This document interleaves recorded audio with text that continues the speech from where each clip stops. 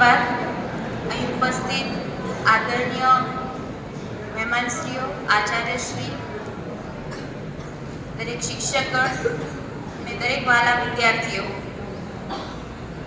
આમ તો એવું કહી શકાય કે આવા દિવસોની ઉજવણી ન હોવી જોઈએ, કારણ કે એક શિક્ષક તરીકે હું આજથી 1 વર્ષ પહેલા આ જ તારીખે ડી ઓફિસમાંથી લેટર મળ્યો હતો કે તમારે આ શાળાની અંદર જોડાવાનો છે, અને આજની તારીખે મને અહીંયા આ શાળા સાથે 1 વર્ષનો પૂરો અનુભવ પૂર્ણ થયો છે. વિદ્યાર્થીઓ સાથે ખૂબ લાગણીભર્યા સંબંધો છે. કદાચ હું એક શિક્ષક તરીકે તો ખૂબ ઓછું કાર્ય કરી શકી છું, પણ એક મિત્ર તરીકે મેં વધારે કાર્ય કર્યું છે આ શાળાની અંદર બાળકો સાથે. ભૌતિક વિજ્ઞાન વિષય પણ મારો થોડો અઘરો હતો. બાળકોને સમજાવવાની સાથે સાથે એમના મનને પણ સમજવા, એમની દરેક પરિસ્થિતિઓનો બહુ જ સરળ રીતે રસ્તો આપવો. ક્યારેક ઊંચા ઊંચા ડુંગર દેખાતા હોય અને ક્યારેક ખૂબ નીચી નીચી ખીણ દેખાતી હોય, એવી પરિસ્થિતિમાં જમીન પર રહી અને સ્થિર રહેવું, એમના મનની સ્થિરતાને જાળવી રાખવી, એ મારા માટે ખૂબ કપરું કામ હતું. કારણ કે શૈક્ષણિક ક્ષેત્રમાં મારી પાસે અનુભવ ખૂબ ઓછો હતો, પરંતુ આ દરેક પરિસ્થિતિને ખૂબ સરળતાથી પાર પાડીને આજનો આ સરસ દિવસ આવ્યો છે.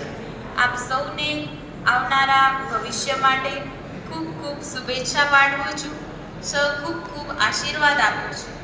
એક જ વસ્તુ કહેવા માંગીશ, અને આટલા સમયથી કહેતી પણ આવી છું, કે આ પૃથ્વી પર આપણે એક અદ્ભુત મનુષ્ય છીએ, જે દરેક વિચાર જે કરીએ છીએ એ દરેક વિચારને સાકાર કરવાની શક્તિ પણ એક મનુષ્ય પાસે જ છે. માટે એક વિચારને મનમાં અડગ રીતે ધારો, એને વિચારો, એના પર સતત ને સતત કામ કરો, અને સતત ને સતત કામ કરવા માટે 3 જ શબ્દોની જરૂર છે, અને એ છે વન મોર ટ્રાય. અને આ વન મોર ટ્રાય જ આ દેશને મોટા મોટા બિઝનેસમેન આપે છે, મોટા મોટા વકીલો આપે છે, મોટા મોટા સાયન્ટિસ્ટો આપે છે, અને મારા જેવા એક સામાન્ય વ્યક્તિને એક સરળ શિક્ષક પણ વન મોર ટ્રાય જેવા શબ્દે જ આજે મને બનાવી છે.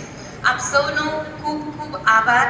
ખૂબ જ સારી રીતે મારી સાથે આટલી સરસ સફરમાં તમે લોકોએ હંમેશા સાથ આપ્યો.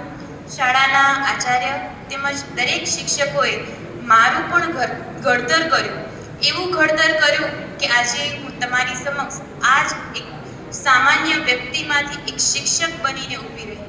અને આપ સૌનો ખૂબ ખૂબ આભાર છે. ધન્યવાદ.